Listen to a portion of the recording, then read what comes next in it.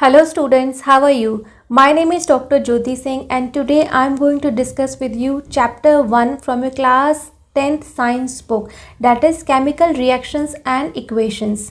और ये चैप्टर मैं बहुत ही आपको डिटेल में और अच्छे से समझाऊंगी ताकि आपको किसी भी तरह की डिफ़िकल्टी ना हो इस चैप्टर को समझने में। ठीक है, तो केमिकल रिएक्शंस और इक्वेशंस, तो जो वर्ड आप देख रहे हैं पहला वर्ड है वो है केमिकल। ठीक है, तो यहाँ पे हम केमिकल जो चीज़ है उसके बारे में बात करेंगे। ठीक है, दो तरह की चीज़ें होती हैं, एक होती है फिज़िकल। ठीक है, फिज़िकल चीज़ें जैसे कि हम पानी है, ठीक है, वाटर, ठीक है, वाटर प्लस सॉल्ट। ठीक है, अगर हम ये एक मिक्सचर बना दें तो ये क्या है, ये फिजिकल चेंज है। ठीक है, लेकिन अगर हम सोडियम को, ठीक है, सोडियम मेटल को वाटर के साथ रिएक्ट करा दें, H2O के साथ रिएक्ट करा दें, तो ये क्या है, ये एक केमिकल चीज़ है। ठीक है, ये हमारा NaOH बन जाएगा। ठीक है, तो ये हमारा एक केमिकल रिएक्शन है। तो फिजिकल और केमिकल दो चीज़ें होती हैं। और इक्वेशंस मतलब कि जिसमें कि एक LHS हो, ठीक है, एक हमारा LHS है और एक हमारा RHS हो। ये आपने पढ़ा होगा पहले भी। LHS मतलब लेफ्ट हैंड साइड और RHS मतलब राइट हैंड साइड। ठीक है, तो इक्वेशन में जब भी हम कोई केमिकल रिएक्शन लिखते हैं उसको वर्ड्स के फॉर्म में लिखने में कि water is reacted with sodium to give us sodium hydroxide, कितना लंबा हो गया है ना। लेकिन इस चीज़ को हमने एक छोटे से केमिकल इक्वेशन के माध्यम से लिख दिया तो वो हम ऐसे लिखेंगे। ठीक है, तो इस साइड जो लिखा चीज़ रहता है उसको हम कहते हैं रिएक्टेंट। ये दोनों रिएक्टेंट है और इन दोनों के रिएक्शन से जो बनता है वो है हमारा प्रोडक्ट। ठीक है, तो एक ब्रीफ मैंने आपको दे दिया कि ये है हमारा केमिकल रिएक्शंस एंड इक्वेशन। इस चैप्टर में हम इन्हीं चीज़ों के बारे में डिटेल में बात करते हैं। ठीक है, एंड सबसे पहले हम समझते हैं कि what is a chemical reaction. Okay, chemical reaction होता है द ट्रांसफॉर्मेशन। ट्रांसफॉर्मेशन मतलब एकदम से बदल जाना। ठीक है, the transformation of chemical substance into another chemical substance is known as chemical reaction. किसी एक चीज़ का दूसरी चीज़ में बदल जाने की प्रोसेस को हम कहते हैं केमिकल रिएक्शन। वैसे जैसे हम कहते हैं कि आप केमिकल सब्सटेंस वर्ड यूज़ किया जा रहा है। ठीक है, तो जो भी हमारे अगल बगल जो भी चीज़ें हैं, जो भी मेटल्स हैं, एलिमेंट्स हैं, कंपाउंड्स हैं, वो सारे क्या हैं, केमिकल रिएक्शन से ही बने हुए रहते हैं। ठीक है, लेकिन फिर से वो दूसरे एलिमेंट्स या मेटल के साथ जब भी रिएक्ट करते हैं तो वो अपना फॉर्म बदल लेते हैं। ठीक है, तो इसको हम कहते हैं chemical reaction. The transformation of a chemical substance into another chemical substance is known as chemical reaction. जैसे कि हम देखते हैं, एग्जाम्पल के तौर पे देखें कि milk is left at room temperature during summers. जब हम समर्स में मिल्क को रूम टेम्परेचर पे छोड़ देते हैं तो क्या होता है, दूध फट जाता है, दूध सौर हो जाता है। ठीक है, और ऐसा क्यों होता है, क्योंकि मिल्क में बहुत सारे माइक्रो ऑर्गेनिज्म रहते हैं जो कि हमारे समर्स में जनरली जो हमारा वेदर है वो 37 डिग्री प्लस टेम्परेचर रहता है समर्स में। ठीक है, तो ये एक आइडियल टेम्परेचर है। ठीक है, ये एक आइडियल टेम्परेचर है माइक्रोब्स के ग्रो करने के लिए, और वो माइक्रोब्स ग्रो करते हैं और बहुत सारा क्या प्रोड्यूस करते हैं, एसिड। ठीक है, एसिड प्रोड्यूसिंग माइक्रो ऑर्गेनिजम्स रहते हैं और एसिड के प्रोडक्शन की वजह से हमारा दूध क्या होता है, फट जाता है। उसमें जो प्रोटीन्स रहते हैं वो प्रेसिपिटेट कर जाते हैं। ठीक है, दूध के अंदर, मिल्क के अंदर बहुत सारा प्रोटीन रहता है ना, वो प्रेसिपिटेट कर जाता है, तो हम कहते हैं कि दूध फट गया है। ठीक है, क्यों, क्योंकि due to growth of various microorganism present in the milk and these microorganisms produce acid which result in the precipitation of protein present in the milk। तो ये एक केमिकल रिएक्शन है। ठीक है, तो ये केमिकल रिएक्शन किसके through हुआ, माइक्रो ऑर्गेनिजम्स के थ्रू हुआ। ठीक है, दूसरा एग्जाम्पल है एन आयरन तवा pan nail is left expose to humid atmosphere. जब आपने देखा होगा कि जो लोहे का तवा होता है या लोहे का कोई कील होती है, नेल होती है, उसको आप बहुत दिनों तक ऐसे ही बाहर एनवायरनमेंट में छोड़ दो तो उसमें रस्टिंग हो जाती है। ठीक है, रस्ट जो है ऑरेंज कलर का रस्ट होता है। ठीक है, उसमें रस्टिंग हो जाती है, क्यों, क्योंकि आयरन जो है वो वाटर, जो एनवायरनमेंट है उसमें जो है वाटर, ह्यूमिड एनवायरनमेंट रहता है, वाटर प्रेजेंट रहता है प्लस ऑक्सीजन प्रेजेंट रहता है, और आयरन, आयरन का सिंबल है Fe। ये तीनों आपस में रिएक्ट करते हैं और रस्ट का फॉर्मेशन करते हैं, Fe2O3।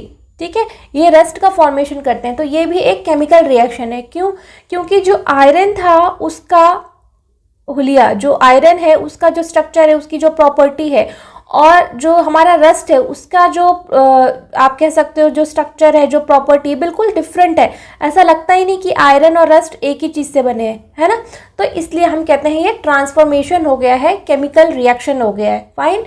Grapes get fermented. अब ग्रेप्स जो अंगूर होते हैं उनका फर्मेंटेशन होता है, ठीक है, इससे बियर भी बनती है।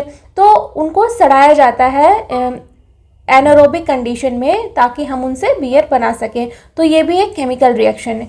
Food is cooked. जो फूड होता है वो कुक हो जाता है, पक जाता है। जैसे आलू है, आलू, कच्चा आलू कितना हार्ड रहता है, ठीक है, हार्ड रहता है, और जब हम उसको पका लेते हैं तो वो सॉफ्ट हो जाता है। तो यानी उसके अंदर कुछ जो बॉन्ड्स थे वो कुछ चेंज हो गए, स्टार्च में कन्वर्ट हो गए, ठीक है। तो और कोई भी चीज़ जो है पकने के बाद जो है सॉफ्ट हो जाती है। तो कुकिंग ऑफ फूड, तो इसलिए कुकिंग ऑफ फूड जो है वो भी एक केमिकल रिएक्शन है। Food get digested in our body. देखिए, जब हम खाना खाते हैं तो वो कैसा रहता है, और जब हम एक्सक्रीटा पास करते हैं तो वो कैसा रहता है। तो केमिकल रिएक्शन की वजह से जो भी फूड के अंदर न्यूट्रिएंट्स होते हैं, ठीक है, वो हमारी बॉडी जो है उनको एब्जॉर्व कर लेती है, ठीक है, और एक्सक्रीटा जो है वो बाहर निकाल देती है, ठीक है। तो ये डाइजेशन के दौरान भी हमारी बॉडी में बहुत सारे केमिकल्स रिएक्शन होते हैं, एंजाइम सिक्रीट होते हैं, जिसके की मदद से हम ऐसा कर पाते हैं, ठीक है। और वी रिस्पायर। रिस्पिरेशन में हम O2 ऑक्सीजन अंदर लेते हैं और CO2 को बाहर रिलीज करते हैं, ठीक है। इन बिटवीन, इनके बीच में काफ़ी केमिकल रिएक्शन होते हैं, ठीक है। हमारा ब्लड है, ठीक है, ब्लड में ये O2 घुलता है। ब्लड का pH है 7.4, ठीक है, ब्लड का pH कितना है 7.4। तो ब्लड में जाता है, वहाँ पे बहुत सारे आयंस के साथ रिएक्ट करता है, फिर सेल को ये ऑक्सीजन ट्रांसफ़र होती है। तो इस दौरान बहुत सारे केमिकल बॉन्ड्स बनते बिगड़ते हैं, और हम इसको कहते हैं केमिकल रिएक्शन, ठीक है। फिर in a chemical reaction a new substance is form. तो केमिकल रिएक्शन हम किसको कहेंगे और किस चीज़ को नहीं कहेंगे, ठीक है। ऐसे तो आप कहोगे कि अगर हम पानी में नमक घोल दें तो भी वो एक केमिकल रिएक्शन है, तो उसको केमिकल रिएक्शन नहीं कहेंगे। तो हम केमिकल रिएक्शन किसको कहेंगे? When a new substance is formed which is completely different in properties from the original substance। Original substance से बिल्कुल अपनी प्रॉपर्टीज में डिफरेंट हो, तभी हम कहेंगे कि केमिकल रिएक्शन है, ठीक है। So in a chemical reaction a chemical change takes place. Only a rearrangement of atoms takes place in a chemical reaction. तो जो एटम्स होते हैं वो नहीं बदलते हैं, ठीक है, लेकिन एटम्स का अरेंजमेंट ज़रूर से बदल जाता है। जैसे कि अगर हम देखें एक एग्जांपल कि हाइड्रोजन गैस है, ये क्या है? ये गैस होती है, ठीक है, बहुत लाइट होती है, कंबस्टिबल गैस होती है, ठीक है। और ऑक्सीजन है, वो भी एक गैस होती है, ठीक है, ये भी गैस है। लेकिन ऑक्सीजन और हाइड्रोजन को अगर हम इलेक्ट्रिक स्पार्क के प्रेजेंस में रिएक्ट करवा दें तो क्या हमारा बन जाएगा? Water, H2O। लेकिन H2O क्या है? हमारा लिक्विड है, ठीक है, लिक्विड है, और इसकी कोई भी प्रॉपर्टी हाइड्रोजन से बिल्कुल मैच नहीं करती, और वाटर की कोई भी प्रॉपर्टी ऑक्सीजन से मैच नहीं करती। लेकिन ये वाटर जो है हाइड्रोजन और ऑक्सीजन के मिलने से ही बना है, ठीक है। तो इसीलिए यहाँ कहा जा रहा है कि उनकी कोई प्रॉपर्टी मैच नहीं करनी चाहिए और ऑल टुगेदर एक नया सब्सटेंस बनना चाहिए, जैसे कि इसमें वाटर का फॉर्मेशन हुआ है, इसलिए हम इस प्रोसेस को कहेंगे chemical reaction. Fine. So chemical change क्या होता है? One or more new substance with new physical and chemical properties are formed. जैसे कि एग्जांपल देख रहे हो केमिकल रिएक्शन का कि आयरन है, सॉलिड फॉर्म में है, उसने कॉपर सल्फेट के साथ एक्वस फॉर्म में है, ठीक है, एक्वस मतलब पानी में घुला हुआ है, कॉपर सल्फेट के साथ रिएक्ट किया, और यहाँ पे आयरन ने कॉपर को डिस्प्लेस किया और FeSO4 बनाया, ठीक है, और कॉपर बनाया। तो ये जो कॉपर सल्फेट है वो ब्लू कलर का था, लेकिन ये फेरस सल्फेट जो बना वो ग्रीन कलर का था, ठीक है। तो नए सब्सटेंस बने, नई चीज़ें बनी, इसको हम इसीलिए कह रहे हैं कि ये केमिकल रिएक्शन है। जैसे कि आप इसी चीज़ को अगर फिगर के थ्रू समझना चाहें तो ये कॉपर सल्फेट देखिए प्यारा सा ब्लू कलर का होता है सोल्यूशन, ठीक है, और जब हमने इसमें आयरन नेल रख दी तो कॉपर धीरे धीरे सोल्यूशन में आ गया और या इस नेल के ऊपर डिपॉजिट हो गया, और आयरन जो है वो सोल्यूशन में चला गया, ठीक है, और ये सोल्यूशन का कलर FeSO4 की वजह से ग्रीन कलर का हो गया। तो ये एक पिक्चोरियल रिप्रेजेंटेशन है केमिकल रिएक्शन का, ठीक है। और इसके अलावा जैसे हमने पहले भी बात की कि फिजिकल एक फिजिकल चेंज होता है और एक केमिकल चेंज होता है। हमने केमिकल चेंज तो समझ लिया, लेकिन अब हम इसको फिजिकल चेंज से कैसे डिस्टिंग्विश कैसे करें, कैसे हमको पता चलेगा कि कोई फिजिकल चेंज है या केमिकल चेंज है। केमिकल चेंज में जैसे हमने देखा कि नया सब्सटेंस बनता है, लेकिन फिजिकल चेंज में क्या है ना, कोई नया सब्सटेंस नहीं बनता है। जो नई चीज़ बनती भी है उसकी कुछ कुछ प्रॉपर्टीज़ पहले जिनसे वो मिलके बना है सब्सटेंस, उससे कुछ ना कुछ प्रॉपर्टी उसकी मैच करती रहती है। ठीक है, जैसे कि change in colour or state occurs but no new substances form. Colour में बदलाव हो सकता है, स्टेट जैसे सॉलिड है तो लिक्विड में चेंज हो गया, तो उसको हम केमिकल रिएक्शन नहीं कहेंगे। जैसे कि अगर वाटर है, सपोज वाटर है, ठीक है, आपने इसको फ्रिज में रख दिया, कूल कर दिया और ये क्या बन गया, आइस। ठीक है, तो अब क्या इसको केमिकल रिएक्शन कहेंगे हम? इसको केमिकल रिएक्शन नहीं कहेंगे। चेंज इन स्टेट यानी कि ये लिक्विड था, ठीक है, और अब ये सॉलिड बन गया, तो इसको केमिकल रिएक्शन नहीं कहेंगे। कल को ये जो है वेपर में बन जाएगा तो ये गैस के फॉर्म में आ जाएगा, तो क्या ये केमिकल रिएक्शन है? नहीं, ये केमिकल रिएक्शन नहीं है। ठीक है, तो water changes to steam on boiling but no new substance is form. तो केमिकली तो वो वाटर ही रहेगा ना, अगर वो स्टीम में भी कन्वर्ट हो जाए तो वो वाटर ही रहेगा, वो कुछ हाइड्रोजन गैस या ऑक्सीजन गैस नहीं बन जाएगा।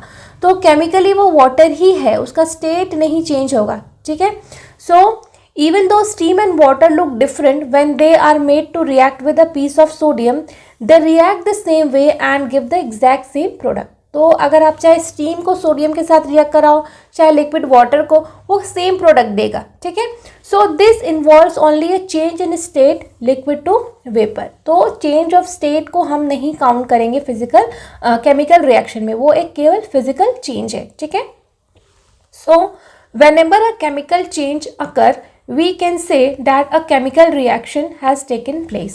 तो जब भी हमने अभी देखा फिजिकल चेंज क्या होता है और हमने पहले देखा कि केमिकल चेंज क्या होता है। ठीक है, तो जब भी कोई केमिकल चेंज होता है तो हम कहेंगे कि केमिकल रिएक्शन हुआ है। ठीक है, कोई भी केमिकल चेंज जब होता है तो हम कह सकते हैं कि केमिकल रिएक्शन हुआ है। ठीक है, the substance which take part in a chemical reaction are called reactant. तो जो सब्सटेंसेस रिएक्शन में पार्टिसिपेट करते हैं उनको हम रिएक्टेंट कहते हैं, और the new substances produced as a result of chemical reaction are called products. ठीक है, जैसे आप एग्जांपल में देख सकते हो यहाँ पे मैग्नीशियम और ऑक्सीजन ये पार्टिसिपेट कर रहे हैं एक रिएक्शन होने के लिए। ठीक है, तो अब इनको हम क्या कहेंगे कंपाइल वे में reactant. Magnesium is reactant, oxygen is reactant.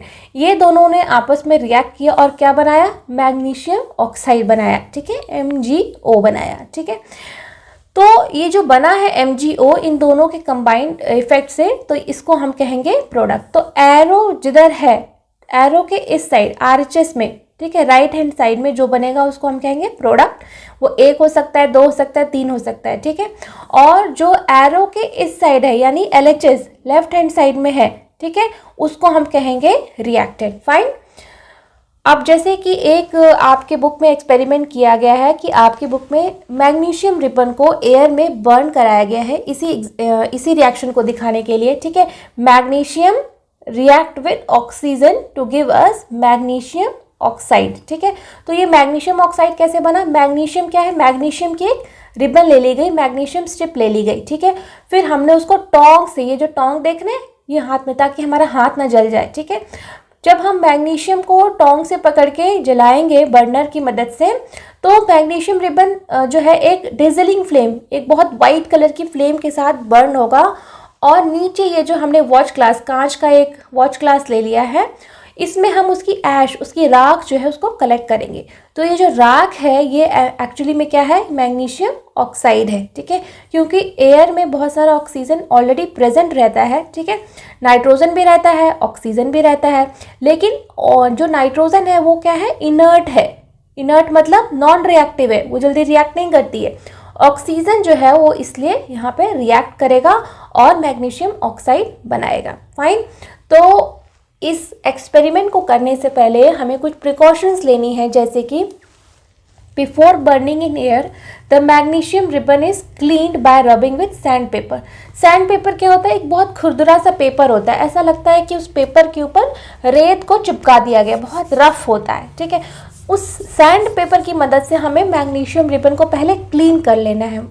Clean इसलिए करना है कि क्या होता है कि मैग्नीशियम रिबन हमने स्टोर करके रखा है अलमीरा में कहीं पे, तो इन्वायरमेंट के कांटेक्ट में आने से इन्वायरमेंट में क्या है, CO2 गैस भी है, ठीक है, तो उसके ऊपर जो है एक मैग्नीशियम कार्बोनेट की एक लेयर जम जाती है, ठीक है, from the surface of the magnesium ribbon. तो इसी मैग्नीशियम कार्बोनेट को क्लीन करने के लिए हमने सैंड पेपर्स को उसको रगड़ लिया ताकि उसकी जो मैग्नीशियम कार्बोनेट की जो लेयर है वो हट जाए और प्योर मैग्नीशियम जो है वो सरफेस पे आ जाए, ठीक है। So magnesium ribbon burns with a dazzling white flame, ठीक है, this is important, fine. Magnesium ribbon burns with a dazzling white flame and जो एलिमेंट्स या मेटल्स जब बर्न करते हैं तो वो एक कैरेक्टरिस्टिक फ्लेम भी प्रोड्यूस करते हैं, ठीक है। तो ये फ्लेम जो है उस मेटल या एलिमेंट की एक कैरेक्टरिस्टिक प्रॉपर्टी भी होती है और फ्लेम के कलर से भी हम एलिमेंट्स को डिटेक्ट करते हैं, डायग्नोस करते हैं कि ये एलिमेंट है या ये मेटल है, ठीक है। तो मैग्नीशियम डेजलिंग वाइट फ्लेम के साथ बर्न करता है, ठीक है, and changes into white powder, ठीक है। This powder is magnesium oxide. तो ये पाउडर जो होता है ये मैग्नीशियम ऑक्साइड बनाया, ठीक है। सो अब हम कुछ कैरेक्टरिस्टिक्स देख लेते हैं of a chemical reaction. Characteristic से मतलब है कि ये चीज़ें होंगी तब हम बिल्कुल श्योरली कह सकते हैं कि केमिकल रिएक्शन हुआ ही है, ठीक है। मतलब 4-5 चीज़ें हैं जो कि अगर होंगी तो हम कहेंगे कि यस ये एक केमिकल रिएक्शन है। इन 4-5 में से एक से ज़्यादा भी एक साथ हो सकती हैं या एक तो इनमें से कोई ना कोई प्रॉपर्टी कोई भी केमिकल रिएक्शन होगा तो वो शो तो होगी ही होगी, ठीक है। पहली जो कैरेक्टरिस्टिक है वो है एवोल्यूशन ऑफ गैस, ठीक है। एवोल्यूशन मतलब निकलना, ठीक है, गैस का निकलना, ठीक है। जैसे कि the chemical reaction between zinc and dilute sulfuric acid is characterized by the evolution of hydrogen gas. तो जब भी कोई केमिकल रिएक्शन होता है तो जनरली एक गैस निकलती है, जनरली कोई भी गैस निकल सकती है, जैसे कि इसमें हाइड्रोजन गैस निकल रही है, ठीक है। जैसे कि जिंक है, जिंक ग्रैन्यूल्स, ठीक है, और डाइल्यूट सल्फ्यूरिक एसिड से रिएक्ट करते हैं तो क्या बनाता है, ये हाइड्रोजन हट जाता है वहाँ से और जिंक यहाँ पे अटैच हो जाता है, ZnSO4 बन जाता है और हाइड्रोजन गैस इवॉल्व हो जाती है, ठीक है। तो हाइड्रोजन गैस इवॉल्व हुई, इसका क्या पहचान है कि अगर आप माचिस की तीली यहाँ पे लेके जाओगे, जैसे ये ऑपरेटर्स आप शो कर रहे हो, यहाँ पे हमने डाइल्यूट सल्फ्यूरिक एसिड ले रखा था यहाँ पे और उसमें हमने जिंक के ग्रैन्यूल्स डाल दिए, ठीक है, और ये रिएक्शन को छोड़ दिया 2 मिनट 3 मिनट, ठीक है, और ये रिएक्शन होता रहा तो यहाँ से गैस निकली और आपने इसको कॉर्क से कवर अप कर दिया है। तो यहाँ से पाइप से जो गैस यहाँ पे बन रही है वो यहाँ से अंदर बाहर निकलने की कोशिश करेगी, ठीक है। तो जो गैस निकल रही है उसके पास अगर एक आप मैच स्टिक लेके जाओ, ठीक है, मैच स्टिक लेके जाओगे तो आप वो मैच स्टिक, जलती हुई मैच स्टिक लेके जाएंगे तो जलती हुई मैच स्टिक से पटिंग साउंड आएगा, पट पट पट पट पट पट करके, ठीक है। तो पटिंग साउंड, ठीक है, ठीक है, putting sound is the characteristic property of evolution of hydrogen gas, ठीक है। तो ये एक प्रॉपर्टी है, हाइड्रोजन गैस की पहचान है कि वो पटिंग साउंड प्रोड्यूस करती है, ओके। दूसरा जो है जो कैरेक्टरिस्टिक है वो है change in colour, colour change हो जाता है, ठीक है। जैसे कि the chemical reaction between citric acid and purple coloured potassium permanganate solution is characterised by change in colour from purple to colourless. तो जब हम पोटेशियम परमैंगनेट सॉल्यूशन जो होता है वो किस कलर का होता है, पर्पल कलर का होता है, ठीक है। ये पर्पल कलर का बहुत प्यारा सा पर्पल कलर सॉल्यूशन होता है। जब हम इसमें सिट्रिक एसिड डालेंगे तो ड्रॉप बाय ड्रॉप डालेंगे तो हम देखेंगे कि इसका कलर धीरे धीरे हल्का होता जा रहा है और एक पॉइंट आएगा जब इसका कलर पूरी तरीके से कलरलेस हो जाएगा, बिल्कुल वाटर की तरह कलरलेस हो जाएगा, ठीक है। तो ये भी एक कैरेक्टरिस्टिक प्रॉपर्टी है केमिकल रिएक्शन का कि कलर चेंज हो जाता है, ठीक है। So the chemical reaction between sulphur dioxide gas and acidified potassium dichromate solution is characterized by change in color from orange to green।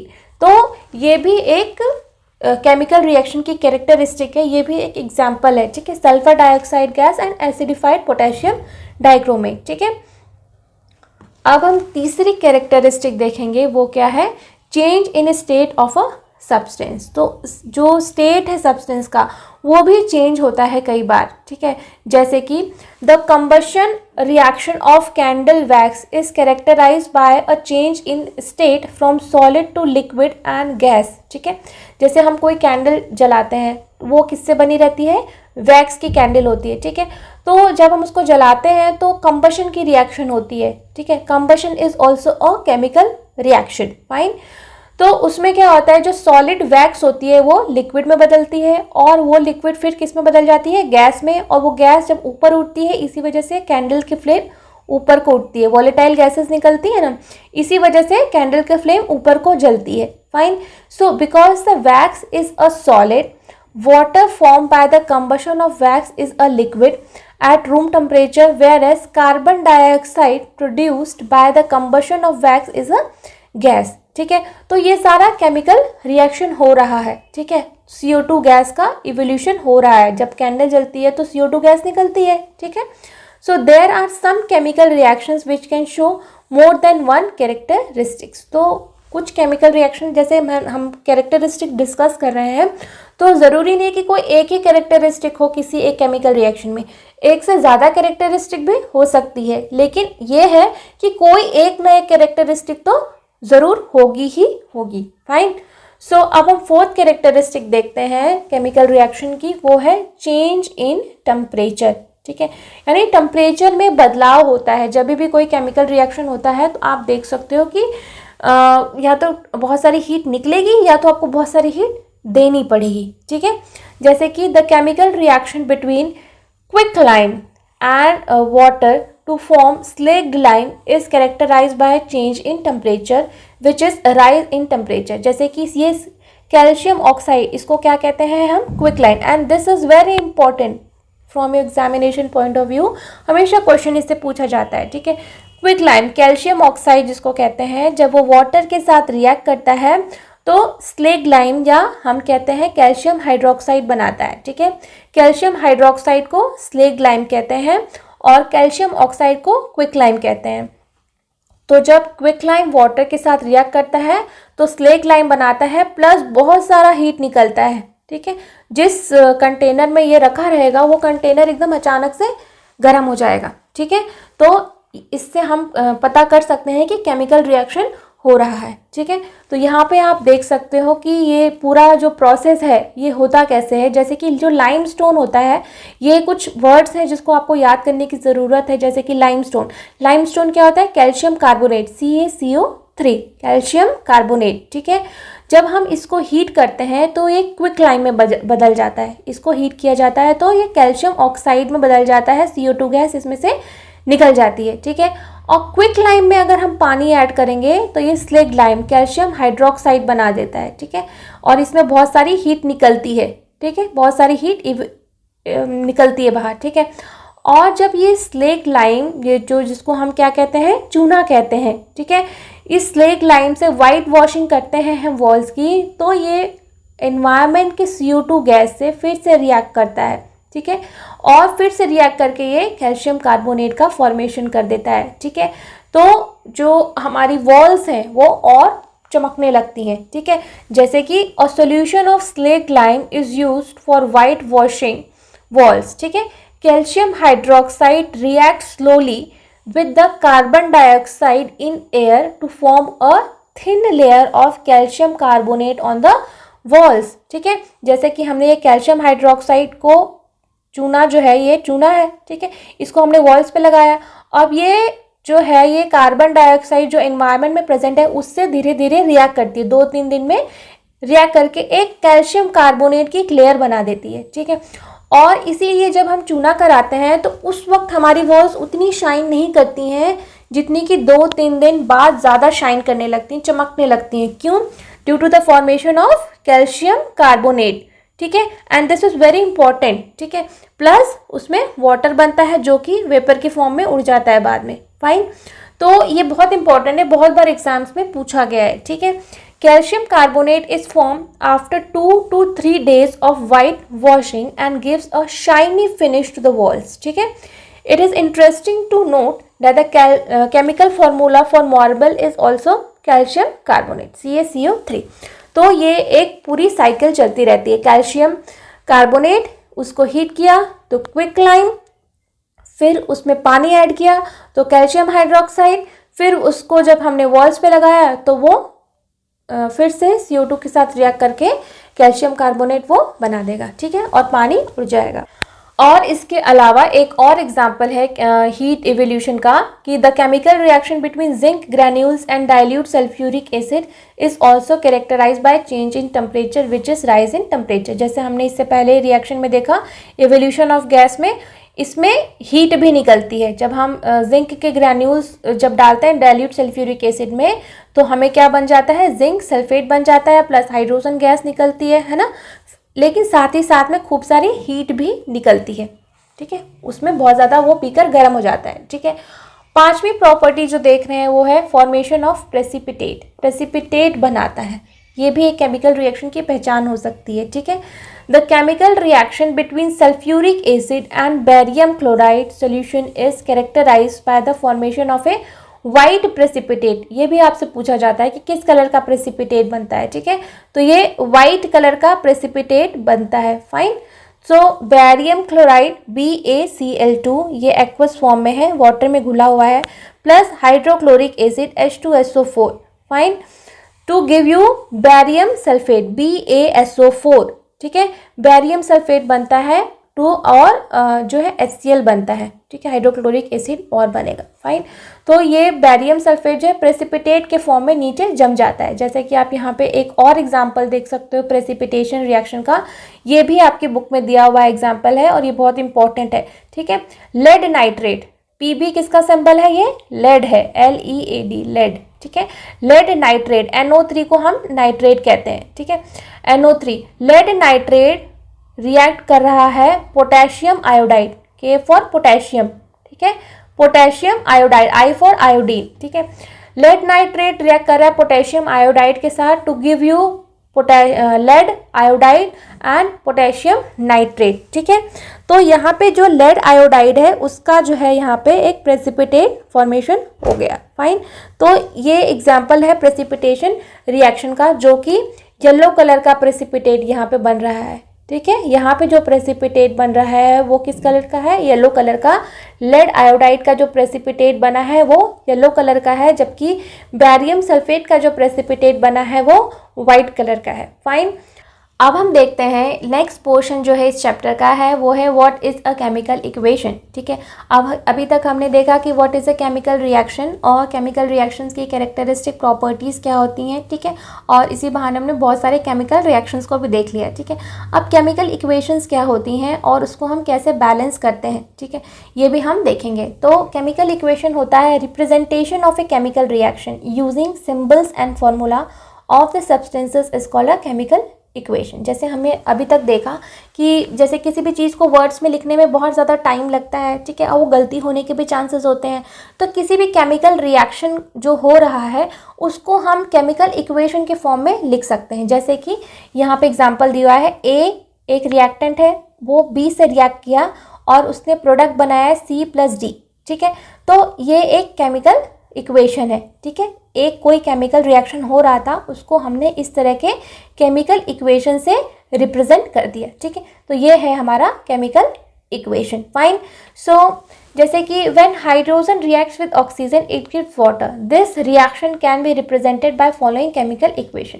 जैसे कि हाइड्रोजन गैस ऑक्सीजन गैस के साथ रिएक्ट की to give us water H2O। तो ये जो statement हमने इतनी बड़ी लिखी, ठीक है, ये जो स्टेटमेंट हमने इतनी बड़ी लिखी, इसको एक छोटे से इक्वेशन से भी हम रिप्रेजेंट कर सकते हैं कि हाइड्रोजन का सिंबल H2, ऑक्सीजन का सिंबल O2 और उनसे जो मिलके बना है वाटर उसका हमको पता है ये H2O, ठीक है। तो ये एक तरीके से एक केमिकल इक्वेशन हो गई, ठीक है, और ये एरो लगाया जाता है इसमें, ठीक है, ये एरो जिधर को पॉइंट करती है, जैसे ये इधर को पॉइंट कर रही है तो ये हमारा प्रोडक्ट है, ठीक है, और ये दोनों हमारे रिएक्टेंट है, ठीक है। तो ये है हमारी एक केमिकल इक्वेशन, फाइन। अब हम कंक्लूड कर सकते हैं कि a chemical equation is a way to represent the chemical reaction in a concise and informative way. किसी भी केमिकल रिएक्शन को एक कॉन्साइज और इंफॉर्मेटिव वे में हम कैसे लिख सकते हैं, एक केमिकल इक्वेशन की मदद से, ठीक है।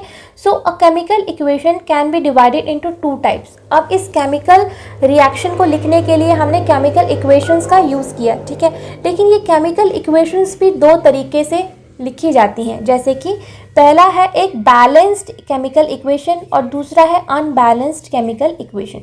अब ये दोनों क्या है, वन बाय वन हम समझते हैं। जैसे कि सबसे पहले हम बैलेंस्ड केमिकल इक्वेशन को समझेंगे, ठीक है।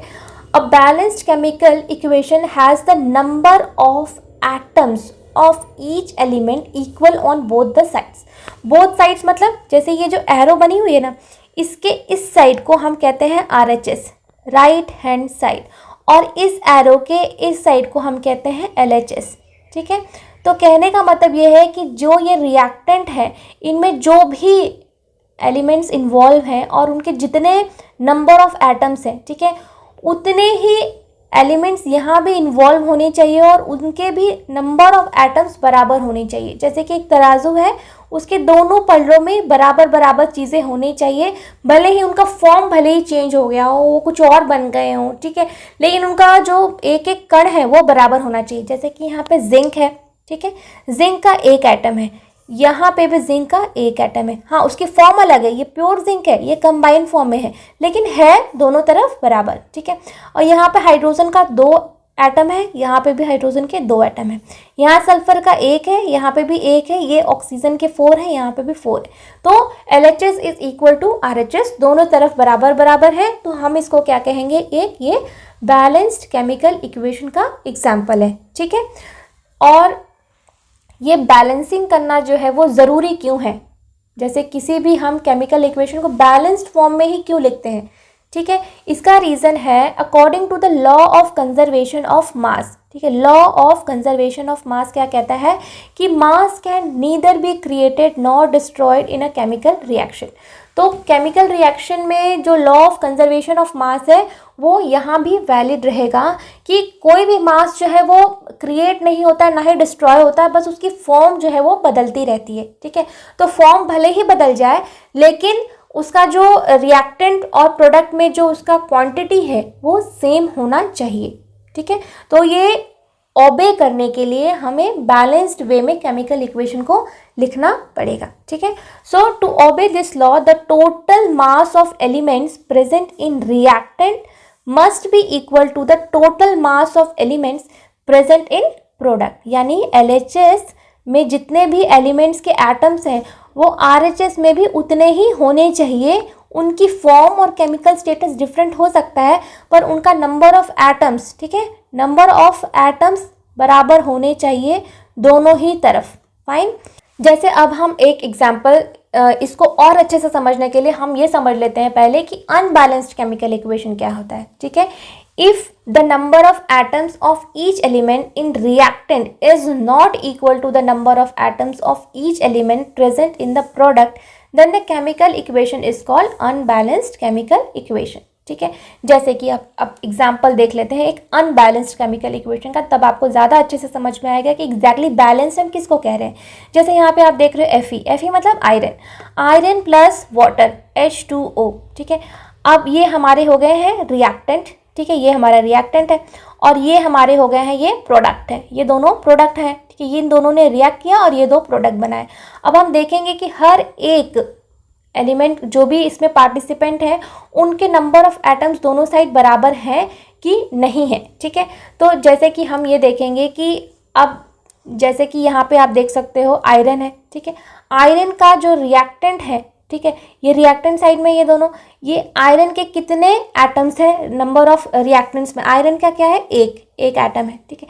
हाइड्रोजन के कितने एटम्स हैं, 2 एटम्स हैं, ठीक है। और ऑक्सीजन के कितने एटम्स हैं, 1 है, ठीक है। और प्रोडक्ट में इनका क्या है जो स्टेटस है, आयरन के कितने एटम्स हैं, यहाँ 3 लिखा है, यानी आयरन का 3। यहाँ पे जो नंबर लिखा रहता है ना वो उस एलिमेंट को बिलोंग करता है केवल, ठीक है, और बाकी किसी को नहीं, ठीक है। और लेकिन यहाँ आगे में अगर कुछ लिखा रहेगा तो वो सारों पे लगेगा, ठीक है, एक तरीके से वो इनटू हो रहा है सारों के साथ में। तो ये आयरन यहाँ पे 3 है, तो यहाँ आयरन हमारा नंबर ऑफ प्रोडक्ट में 3 एटम्स हो गए। ऑक्सीजन कितना है यहाँ पे, 4 है, तो हम यहाँ पे 4 लिख देते हैं, ठीक है। हाइड्रोजन कितना है यहाँ पे 2 है।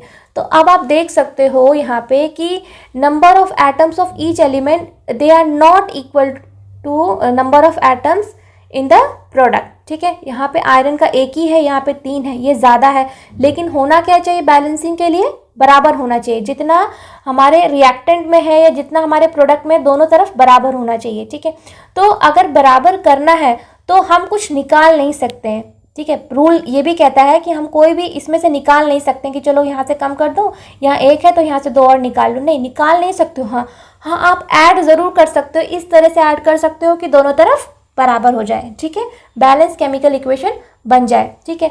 अब लेकिन इसका फॉर्मूला भी नहीं बदल सकते हो कि आयरन और वाटर जो रिएक्ट करके बनता है Fe3O4 यही बनेगा, हमेशा यही बनेगा, ठीक है। इसका फॉर्मूला फिक्स्ड है, जैसे वाटर का फॉर्मूला फिक्स्ड है, ठीक है। आप वाटर के 2 मॉलिक्यूल ले सकते हो, आप वाटर के 10 मॉलिक्यूल ले सकते हो, कितने मॉलिक्यूल्स, लेकिन वाटर का फॉर्मूला नहीं बदल सकते हो, है ना।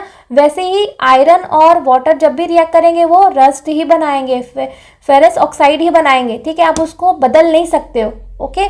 तो इसी वजह से आपको बैलेंस करने के लिए इसमें ऐड करना पड़ेगा। जैसे कि यहाँ पे तो सबसे पहले आप क्या करोगे कि जो भी एलिमेंट्स यहाँ पे लिखे हुए हैं उन सबको ब्रैकेट्स में बंद कर दोगे, ठीक है। ब्रैकेट्स में बंद करने का पर्पज़ ये है, सबको बंद कर दोगे आप, ठीक है, सबको बंद कर दोगे। ब्रैकेट्स में लिखने का पर्पज़ ये है कि आप कुछ भी लिखोगे यहाँ पे बैलेंसिंग के लिए, आप यहाँ लिख सकते हो, ठीक है, यहाँ आगे, यहाँ आगे, यहाँ आगे, यहाँ। आप नीचे में ये जो छोटा छोटा लिखा है ना, ये यहाँ नहीं लिख सकते हो आप, ठीक है, तो आगे लिख सकते हो। जैसे अब आपको आयरन को बैलेंस करना है, यहाँ प्रोडक्ट में 3 दिख रहा है, रिएक्टेंट में 1 ही है, तो यहाँ पे आप 3 लिख दोगे, ठीक है। तो ये यहाँ भी 3 हो गया और यहाँ भी आयरन बैलेंस हो गया, फाइन। अब यहाँ वाटर देख रहे हो यहाँ पे, अब यहाँ प्रोडक्ट में आप देख रहे हो कि ऑक्सीजन 4 है, ठीक है। यहाँ पे कितना है, यहाँ पे 1 ही है, तो यहाँ पे अगर आप 4 लिख दोगे, ठीक है, तो ये 4 ऑक्सीजन हो गया और यहाँ भी ऑक्सीजन 4 हो गया, ठीक है। अब आप यहाँ प्रोडक्ट में देख रहे हो 2 हाइड्रोजन है, ठीक है, लेकिन रिएक्टेंट में हाइड्रोजन कितने हो गए, ये हाइड्रोजन पहले यहाँ पे 2 था, लेकिन अब यहाँ पे आपने क्योंकि 4 लिखा ऑक्सीजन को बैलेंस करने के लिए, तो ये 4 ऑक्सीजन के साथ तो जाएगा ही जाएगा, बट क्योंकि ये ब्रैकेट के बाहर है तो ये 4 जो है ये हाइड्रोजन के साथ भी जाएगा, ठीक है। और ये इंटू होता है, यानी 4 इंटू हाइड्रोजन के 2 एटम्स कितना हो गए, 8 एटम्स, ठीक है। यानी यहाँ पे हाइड्रोजन के 8 एटम्स हैं, ठीक है, लेकिन यहाँ पे तो 2 ही है, तो इसको बैलेंस करने के लिए क्या करोगे आप, यहाँ पे 4 लिख दोगे, तो 4 2 जा 8 हो जाएगा, तो ये इक्वेशन अब बैलेंस होगी। तो बैलेंस इक्वेशन क्या हुई हमारी, 3Fe plus 4H2O to give us Fe3O4 plus 4H2, ठीक है। तो ये हमारी बैलेंस्ड केमिकल इक्वेशन हुई। So to make equation more informative, writing the symbols of physical states of substances in a chemical equation, ठीक है। By writing the physical state of substances, a chemical equation becomes more informative। जैसे कि जब भी हम कोई chemical equation लिखते हैं तो एक तो आपने जो भी एलिमेंट्स उसमें पार्टिसिपेट कर रहे हैं उनका सिंबल लिखा है, जैसे आयरन का सिंबल Fe, हाइड्रोजन का H2, ऑक्सीजन का O, लेकिन साथ ही साथ जो सब्सटेंस है वो किस फॉर्म में है, यानी वो गैसियस फॉर्म में है, लिक्विड फॉर्म में है, सॉलिड फॉर्म में है या एक्वस फॉर्म में। एक्वस फॉर्म मतलब पानी में घुला हुआ होना, जैसे कि चीनी को पानी में घोल दोगे तो शुगर है वो एक्वस फॉर्म में, ऐसे AQ, ठीक है। जैसे कॉपर सल्फेट है CuSO4, इसके क्रिस्टल्स आते हैं, लेकिन अगर ये पानी में घुला हुआ है तो ब्रैकेट में एक्वस लिखा रहता है, ठीक है, पानी में घुला हुआ है। और कोई सॉलिड फॉर्म में है तो ब्रैकेट में सॉलिड फॉर्म में लिख दो, कोई लिक्विड फॉर्म में है तो लिक्विड में, और कोई गैसियस फॉर्म में है तो गैसेस में। जैसे कि अगर वाटर हम ले रहे हैं, ठीक है, लेकिन वो पानी के लिक्विड फॉर्म में नहीं, गैसेस फॉर्म में, तो ब्रैकेट में हम G लिख देते हैं, ठीक है।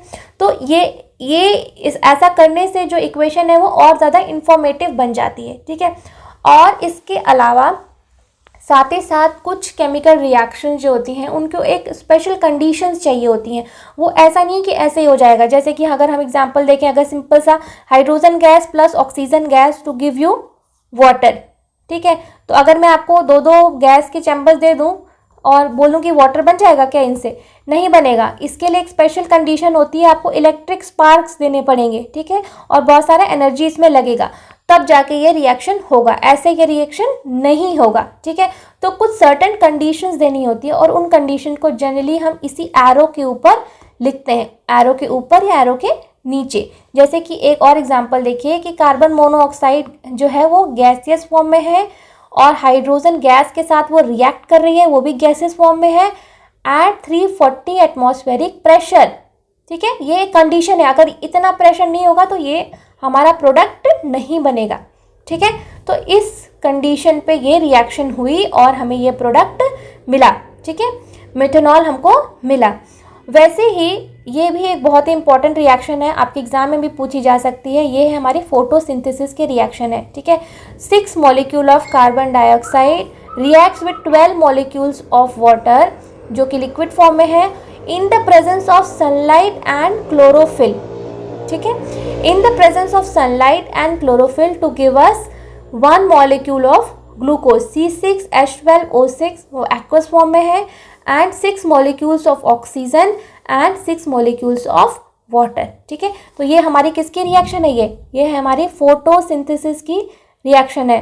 ठीक है, फोटोसिंथेसिस, अगर पूछा जाए व्हाट इज फोटोसिंथेसिस तो साथ ही साथ ये रिएक्शन भी लिखना है डेफिनेशन के साथ साथ। ठीक है, नहीं तो नंबर नहीं मिलेंगे। फाइन। सो अब हम कुछ इक्वेशंस को जो है बैलेंस करके देखते हैं कि कैसे बैलेंस किया जाता है। ठीक है, जैसे कि यहाँ पे कार्बन का 1 मॉलिक्यूल है, यहाँ पे भी 1 मॉलिक्यूल है। ठीक है, यहाँ हाइड्रोजन के 4 मॉलिक्यूल्स हैं, यहाँ पे हाइड्रोजन के 2 ही मॉलिक्यूल्स हैं। ठीक है, तो यहाँ पे हम 2 लिख सकते हैं, 2 2 जा 4 हो गया। ठीक है, अब हम देखते हैं यहाँ ऑक्सीजन के 2 मॉलिक्यूल हैं, यहाँ पे 2 + 1 ये 2 और ये 2।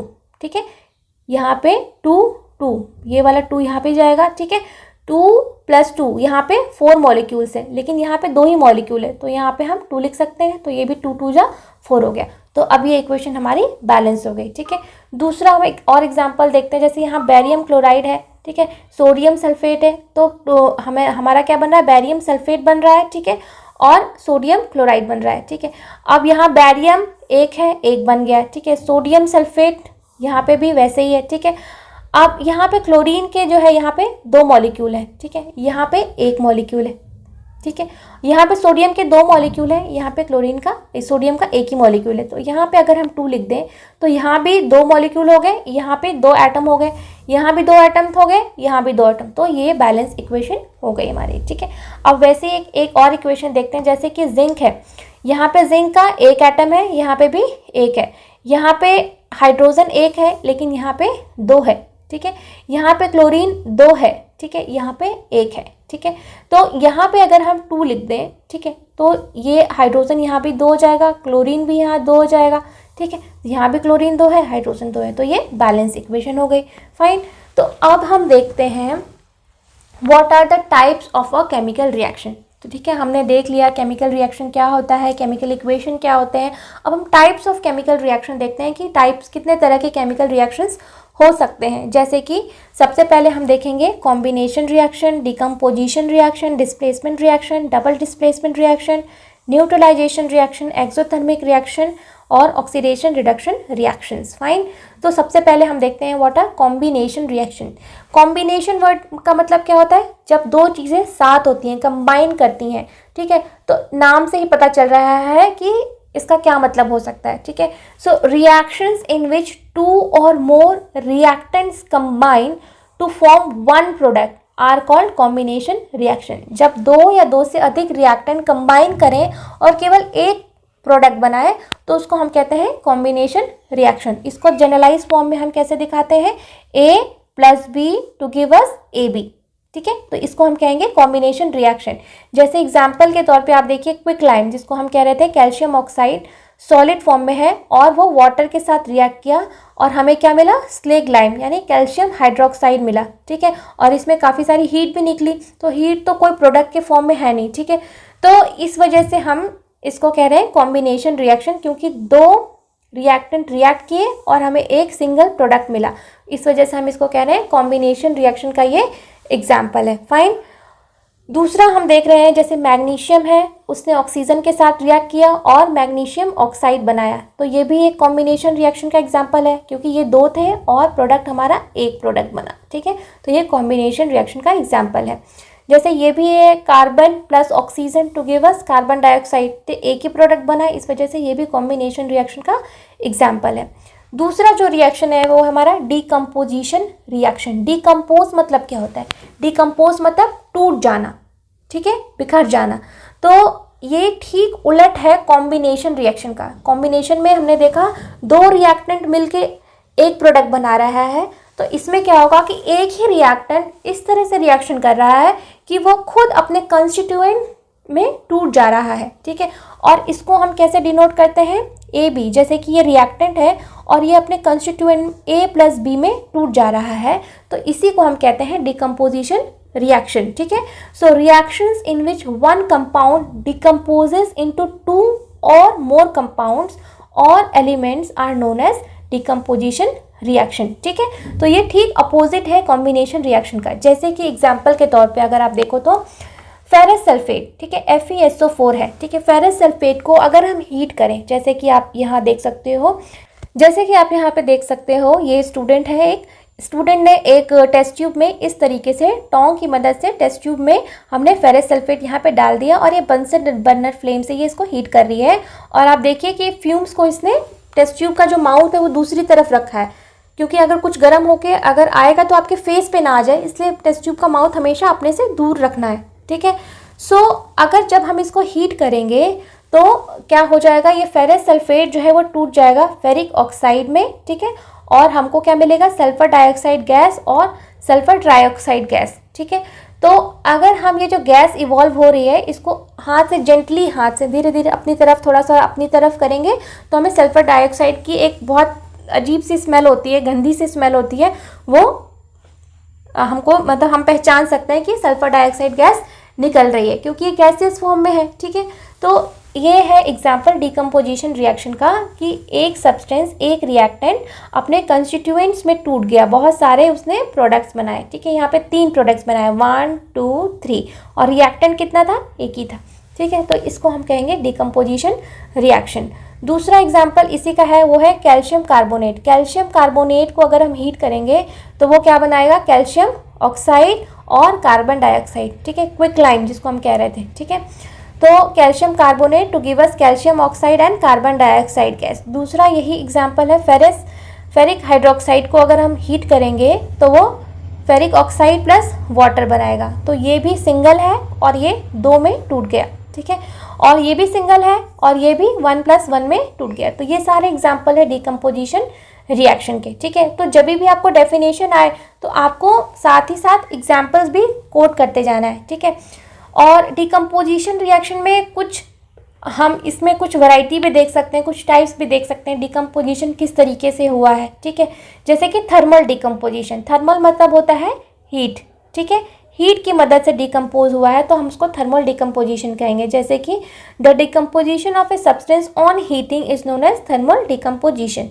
जैसे कि लेड नाइट्रेट है, अगर हम लेड नाइट्रेट को हीट कर रहे हैं तो lead oxide plus nitrogen gas plus oxygen, ये 3 प्रोडक्ट्स बन रहे हैं। ये सिंगल था, ठीक है, और ये 3 हमारे प्रोडक्ट्स बन रहे हैं। जैसे कि आप देख सकते हो ना, लेड नाइट्रेट को अगर हम टेस्ट ट्यूब में ले लें तो इसमें ब्राउन कलर की फ्यूम्स निकलेंगी जब हीट करेंगे। तो जो ब्राउन कलर की फ्यूम्स होती हैं, it is the characteristic property of nitrogen जो गैस है उसकी है ये, ठीक है।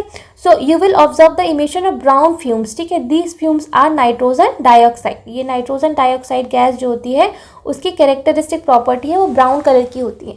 तो ये हमारा एक थर्मल डिकम्पोजिशन का एग्जाम्पल है, फाइन। तो ये रिएक्शन भी बहुत इंपॉर्टेंट है, ये आपकी NCERT की बुक में है इस वजह से, ठीक है। दूसरा जो है तरह का डिकम्पोजिशन उसको हम कहेंगे इलेक्ट्रोलिटिक डिकम्पोजिशन, ठीक है।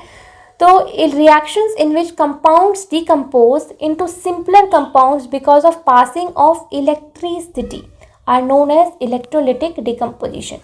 इलेक्ट्रिसिटी के पास करने की वजह से कई बार जो है चीज़ें डिकम्पोज हो जाती हैं, अपने प्रोडक्ट्स में, अपने कंस्टिट्यूएंट पार्टिकल्स में टूट जाती हैं, उसको हम कहते हैं इलेक्ट्रोलिटिक डिकम्पोजिशन या इलेक्ट्रोलिसिस कहते हैं, ठीक है। जैसे वाटर है, ठीक है, वाटर में अगर हम इलेक्ट्रिसिटी बहुत देर तक पास कराते रहेंगे तो हमें क्या देखने को मिलेगा? हाइड्रोजन प्लस ऑक्सीजन, ये दोनों गैसेस अलग हो जाएंगी। वाटर किससे मिलके बना है? हाइड्रोजन और ऑक्सीजन गैस से ही तो मिलके बना है ना। तो यहाँ सिंगल जो है रिएक्टेंट 2 अपने प्रोडक्ट्स में टूट जाएगा, तो डिकम्पोज हो जाएगा। इस वजह से हम इसको कह रहे हैं इलेक्ट्रोलिटिक डिकम्पोजिशन, क्योंकि ये इलेक्ट्रिक करंट के पास करने से हुआ है। ठीक है, जैसे आप इसको एक फिगर के थ्रू भी समझ सकते हो कि एक जग में, जार में आप जो है ये 2 कार्बन की इलेक्ट्रोड लगा दीजिए। ठीक है, तो यहाँ एनोड है और एक ये आपका कैथोड है। ठीक है, तो एनोड क्या है, ये आपका पॉजिटिव टर्मिनल, कैथोड क्या है, नेगेटिव टर्मिनल। ठीक है, तो ऑक्सीजन जो है वो O2 ये नेगेटिव होता है। ठीक है, और हाइड्रोजन क्या है, वो पॉजिटिव होता है। ठीक है, तो नेगेटिव आयन पॉजिटिव के पास जाएगा, एनोड के पास में। तो जब आप वाटर में इलेक्ट्रिक करंट पास करोगे इन बैटरी के थ्रू, 6 वोल्ट की बैटरी के थ्रू, तो यहाँ पे आप जब इन्वर्टेड ट्यूब्स रख दीजिए, इसी जो हमारी इलेक्ट्रोड है, कार्बन की इलेक्ट्रोड, उसके ऊपर इन्वर्टेड टेस्ट ट्यूब्स रख दीजिए। इन टेस्ट ट्यूब्स में आपको यहाँ पे कुछ बबल्स उठते हुए दिखेंगे, दोनों ही टेस्ट ट्यूब्स में। ठीक है, तो जो एनोड है उस टर्मिनल पे जो गैस निकल रही है, जब आप इसको चेक करेंगे तो आप पाएंगे कि यहाँ पे ऑक्सीजन गैस निकल रही है। और वही कैथोड वाले जो टर्मिनल है उसके ऊपर जब आप चेक करेंगे तो आपको पता चलेगा कि वहाँ पे हाइड्रोजन गैस निकल रही है, हाइड्रोजन गैस का एवोल्यूशन हो रहा है। ठीक है, तो ये है प्रोसेस पूरी इलेक्ट्रोलिसिस ऑफ वाटर। जब हम वाटर से इलेक्ट्रिसिटी को पास करते हैं तो इसको इलेक्ट्रोलिसिस ऑफ वाटर कहते हैं, और इसकी मदद से हम वाटर जो कि हाइड्रोजन और ऑक्सीजन से मिलके बना है उसको उसके कंस्टिट्यूएंट पार्टिकल्स में तोड़ सकते हैं। फाइन।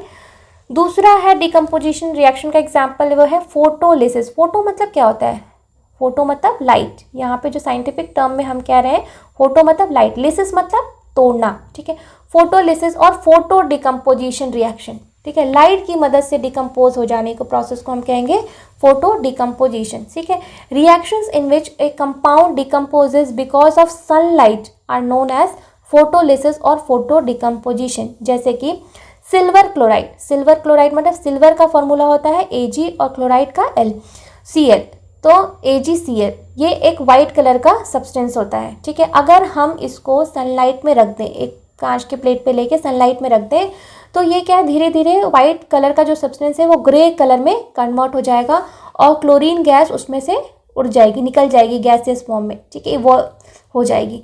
तो ये हमने देखा कि ये एक फोटोलिसिस डिकम्पोजिशन, ये सिंगल प्रोडक्ट था।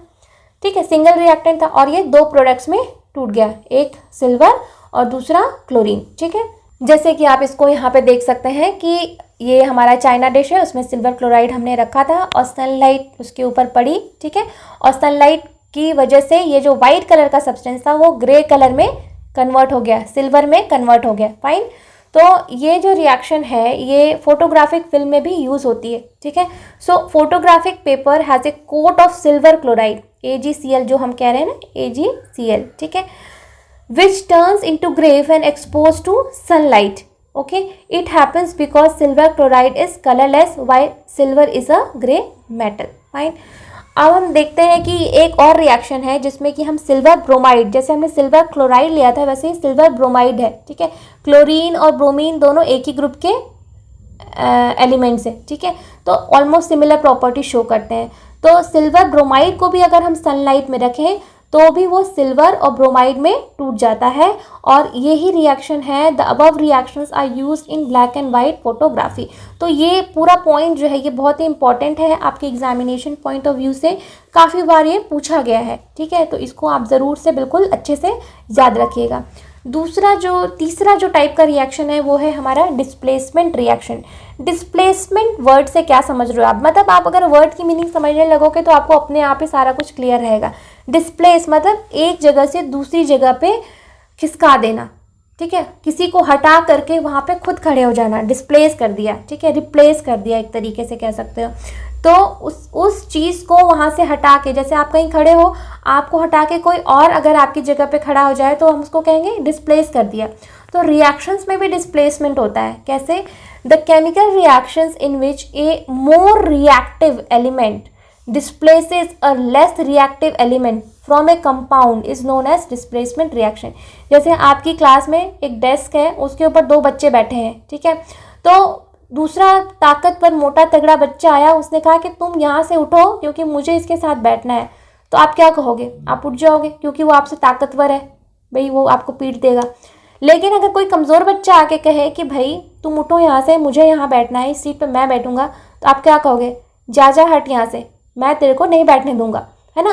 तो वैसे ही एलिमेंट्स भी कहते हैं कि अगर कोई उससे ज़्यादा रिएक्टिव एलिमेंट आ जाए और वो रिएक्शन में पार्टिसिपेट करना चाहे तो कमज़ोर जो एलिमेंट है, लेस रिएक्टिव एलिमेंट है, उसको वहाँ से हटना पड़ता है और मोर रिएक्टिव एलिमेंट उसकी जगह जा कर के ले लेता है। ठीक है, तो इसी रिएक्शन को हम कहते हैं डिस्प्लेसमेंट रिएक्शन। ठीक है, और displacement reactions are also known as substitution reaction, substitute कर दे रहा है ना।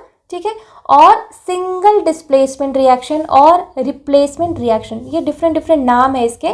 ठीक है, सब्स्टिट्यूशन रिएक्शन सबका एक ही मीनिंग है, रिप्लेसमेंट रिएक्शन और सिंगल डिस्प्लेसमेंट रिएक्शन। जैसे कि अगर एक जनरलाइज फॉर्मूला के थ्रू देखना चाहें, जैसे कि अगर A जो है वो B से ज़्यादा रिएक्टिव है, ठीक है, तो A और प्लस BC अगर रिएक्शन करेंगे तो क्या करेगा, A B को हटा देगा, ठीक है, भगा देगा और खुद जाके C के साथ जुड़ जाएगा और AC बना देगा और B जो है वो बाहर निकल जाएगा।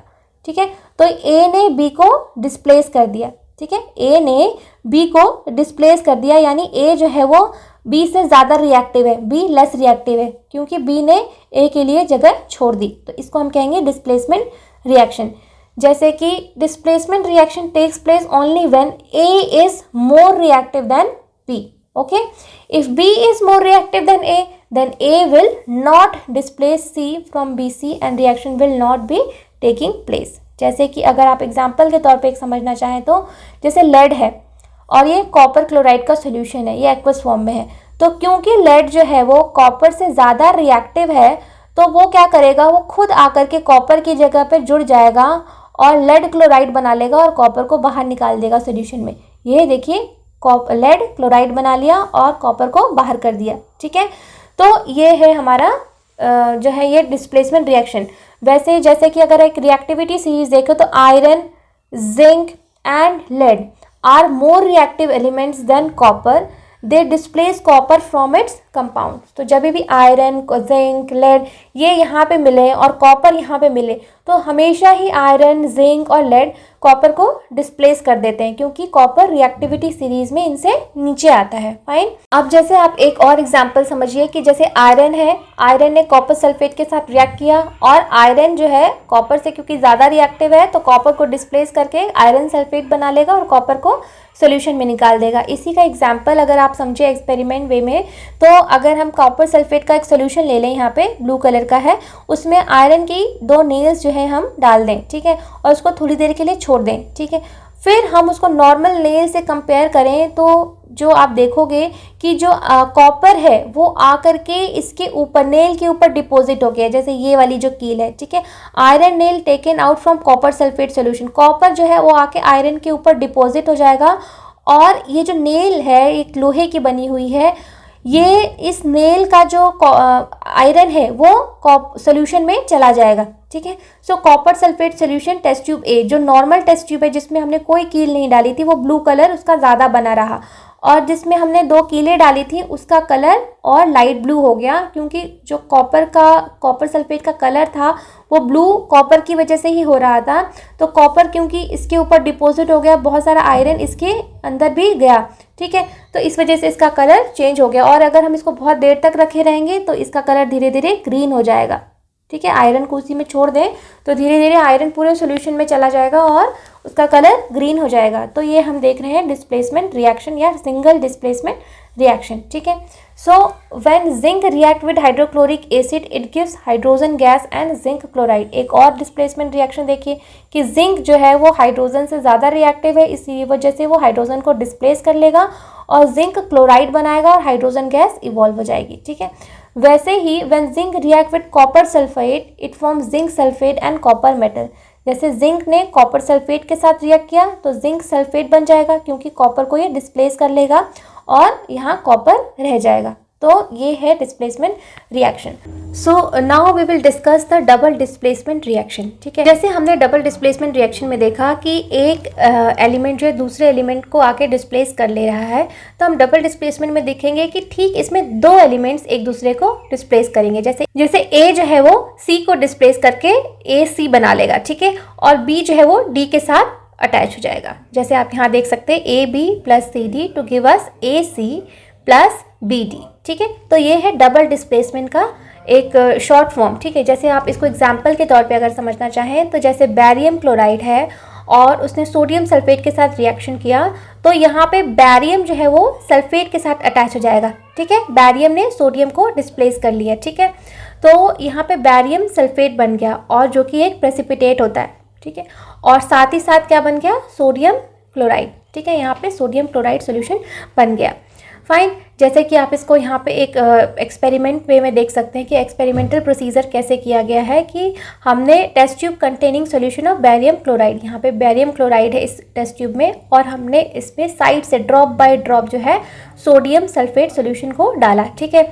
सो अ वाइट सब्सटेंस जिसको कहते हैं प्रेसिपिटेट, ठीक है, विच इज इनसॉल्युबल जो प्रेसिपिटेट होते हैं they are insoluble in water is formed. This insoluble substance formed is known as precipitate. Any reaction that produces a precipitate can be called a precipitation reaction. ठीक है, तो यहाँ पे एक precipitate बनेगा, ठीक है, जिसका जो कि है बैरियम सल्फेट का precipitate और वो वाइट कलर का होगा और इसको हम precipitation reaction कहेंगे। सो इसी तरीके से हम एक और एग्जाम्पल अगर देखें तो वो है sodium hydroxide a base reacts with hydrochloric acid, sodium chloride and water are formed। जैसे कि ये बेस है, बेस मतलब इसका pH बेसिक है, ठीक है। सोडियम हाइड्रोक्साइड और HCl क्या है, ये एक एसिड है, ठीक है। इसका pH जो है 7 से कम है, ठीक है। जब ये दोनों रिएक्ट करेंगे तो यहाँ पे सोडियम जो है वो क्लोरीन के साथ आ जाएगा और OH हाइड्रोजन के साथ चला जाएगा, तो क्या बन जाएगा, सोडियम क्लोराइड और वाटर। तो ये भी एक डबल डिस्प्लेसमेंट रिएक्शन का एग्जाम्पल है, ठीक है। और इसको हम न्यूट्रलाइजेशन रिएक्शन का भी एग्जाम्पल में देखेंगे, कैसे वो हम डिस्कस करते हैं, ठीक है। So a double displacement reaction in which precipitate is form is also known as precipitation reaction. जो डबल डिस्प्लेसमेंट रिएक्शन होते हैं उनको हम प्रेसिपिटेशन रिएक्शन भी कह सकते हैं अगर उनमें एक प्रेसिपिटेट का फॉर्मेशन हुआ हो, जैसे हमने बैरियम सल्फेट का प्रेसिपिटेट देखा था, ठीक है। उसमें neutralisation reactions are also examples of double displacement reaction. जैसे अभी हमने देखा एक एग्जांपल, ये बेस है और ये एसिड है, तो एसिड प्लस बेस अगर रिएक्ट कर रहे हैं तो क्या न्यूट्रल हो जाएगा ना, एक बेसिक है और एक एसिडिक है, तो ये न्यूट्रल सोल्यूशन बन जाएगा, ठीक है। न्यूट्रल मतलब जिसका pH अराउंड 7 हो, ठीक है। तो ये न्यूट्रलाइजेशन रिएक्शन भी हम इसको कहते हैं, ठीक है। तो प्रेसिपिटेशन रिएक्शन का एक डेफिनेशन देख लेते हैं हम। The reaction in which precipitate is formed by mixing the aqueous solution of two salt is called precipitation reaction। जैसे कि हम अगर एक और एग्जांपल देखें तो सिल्वर नाइट्रेट aqueous solution में है plus potassium chloride to give us silver chloride precipitate के फॉर्म में, और पोटेशियम नाइट्रेट हमारा एक्वस फॉर्म में आएगा, तो ये भी एक प्रेसिपिटेशन का एक एग्जाम्पल है, ठीक है। दूसरा एग्जाम्पल अगर देखें तो यहाँ पे फिर से वही है, sodium silver nitrate to react किया सोडियम क्लोराइड के साथ to give us silver chloride, वो भी एक प्रेसिपिटेट के फॉर्म में। ये जो सिंबल है नीचे ये प्रेसिपिटेट का एक सिंबल है, ठीक है, इनके नीचे ऐसे प्रेसिपिटेट हुआ है, ठीक है, और सोडियम नाइट्रेट बन गया। वहीं पे हम मैग्नीशियम हाइड्रोक्साइड को देखें, जब वो HCl से रिएक्ट करता है तो मैग्नीशियम क्लोराइड बनाता है, ठीक है, और ये भी प्रेसिपिटेट के फॉर्म में बनता है और वाटर बनता है साथ में, ठीक है। न्यूट्रलाइजेशन रिएक्शन क्या है, अभी जैसे हमने देखा एसिड प्लस बेस जो है रिएक्ट करके न्यूट्रल सोल्यूशन की तरफ जाता है, तो हम उसको कहते हैं neutralisation reaction. The reaction in which an acid reacts with a base to form salt and water by an exchange of ion is called neutralization reaction। तो जब एसिड और बेस जब रिएक्ट करता है तो क्या बनता है, सॉल्ट और वाटर, ठीक है। तो ये एक जो है ये एक ट्रेंड है कि जब भी कोई एसिड किसी बेस से रिएक्ट करता है तो उसका सॉल्ट और वाटर ही बनता है, ठीक है। तो एक जनरलाइज्ड इक्वेशन, जैसे कि हम एग्जांपल के थ्रू समझें तो जैसे HCl एक एसिड है और पोटेशियम हाइड्रोक्साइड एक बेस है, जिसमें OH लगा रहता है ना, वो सारे बेस होते हैं, ठीक है। तो ये HCl है और ये हाइड्रोजन जो जहाँ लगा रहता है पहले वो एसिड्स होते हैं, ठीक है। तो अब इससे क्या बना, वाटर प्लस सॉल्ट KCl, ठीक है। यहाँ HCl plus MgOH to give us water plus salt MgCl2, HCl plus ferrous hydroxide to give us water plus salt ferric chloride, HCl plus NaOH to give us water plus salt NaCl salt है ना। यानी कि जब भी acid plus base react करते हैं तो हमें क्या मिलता है, सॉल्ट और वाटर, ठीक है, ये दो चीज़ें हमें मिलती हैं। तो ये एक इक्वेशन है न्यूट्रलाइजेशन रिएक्शन की, ठीक है। और दूसरा जो लास्ट है वो हम देखते हैं oxidation and reduction reaction. Oxidation और रिडक्शन रिएक्शन क्या होता है? ऑक्सीडेशन रिएक्शन वो होते हैं जिसमें कि हम ऑक्सीजन ऐड कर दें, किसी भी एलिमेंट में अगर हम ऑक्सीजन ऐड कर दें या हाइड्रोजन को हटा दें, ठीक है, तो हम उसको कहेंगे हमने ऑक्सीडेशन कर दिया, ठीक है। या नॉन मेटालिक एलिमेंट्स को जो है ऐड कर दें, ठीक है, या हाइड्रोजन को रिमूव कर दें। तो अगर मोटा मोटी देखा जाए कि ऑक्सीजन को ऐड करने को ऑक्सीडेशन कहेंगे या हाइड्रोजन के हटाने को ऑक्सीडेशन कहेंगे, ठीक है। और इसी के उलट रिडक्शन को क्या कहेंगे? एडिशन ऑफ हाइड्रोजन, हाइड्रोजन के ऐड करने को हम रिडक्शन कहेंगे या ऑक्सीजन के निकाले जाने को भी हम रिडक्शन कहेंगे, ठीक है। तो ये एक बेसिक डिफरेंस है दोनों में, ऑक्सीडेशन और रिडक्शन में, ठीक है।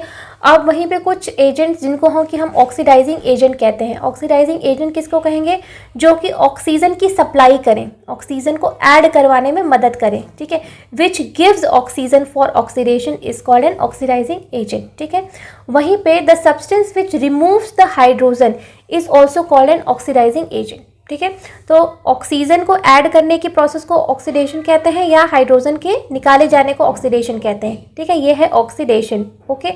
वहीं पे हाइड्रोजन के ऐड करने की प्रोसेस को या ऑक्सीजन के निकाले जाने की प्रोसेस को हम कहते हैं रिडक्शन, ठीक है।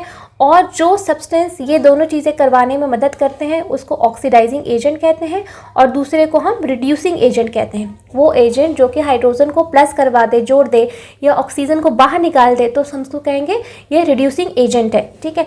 जैसे कि the reaction in which oxidation and reduction both take place simultaneously is called a redox reaction। Generally किसी भी इक्वेशन में ऑक्सीडेशन जब एक स्पीसीज ऑक्सीडाइज होती है तो दूसरी स्पीसीज रिड्यूस हुई रहती है। तो जनरली ऑक्सीडेशन और रिडक्शन रिएक्शन एक ही साथ टेक प्लेस करते हैं, एक रिएक्शन में दोनों ही चीज़ें हमें देखने को मिलती है। इस वजह से जो ऑक्सीडेशन रिडक्शन रिएक्शन है इसको हम शॉर्ट फॉर्म में रिडॉक्स रिएक्शन भी कहते हैं, ठीक है।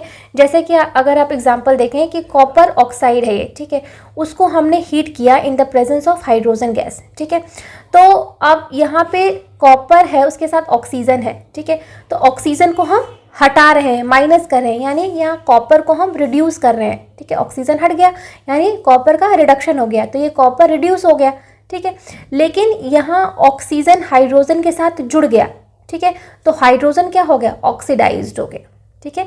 कॉपर रिड्यूस हो गया लेकिन हाइड्रोजन ऑक्सीडाइज्ड हो गया, तो यहाँ ऑक्सीडेशन रिडक्शन रिएक्शन दोनों ही हुए, ठीक है।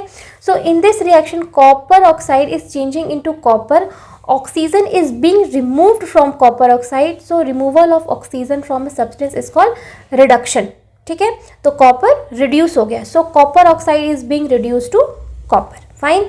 सो जैसे कि अगर आप एक एग्जांपल इसमें फिगर के थ्रू देखना चाहें तो oxidation of copper two copper oxide, तो हमने क्या कर लिया है, इसमें कॉपर का एक पाउडर रख लिया है चाइना डिश में और नीचे से हम उसको हीट कर रहे हैं, ठीक है।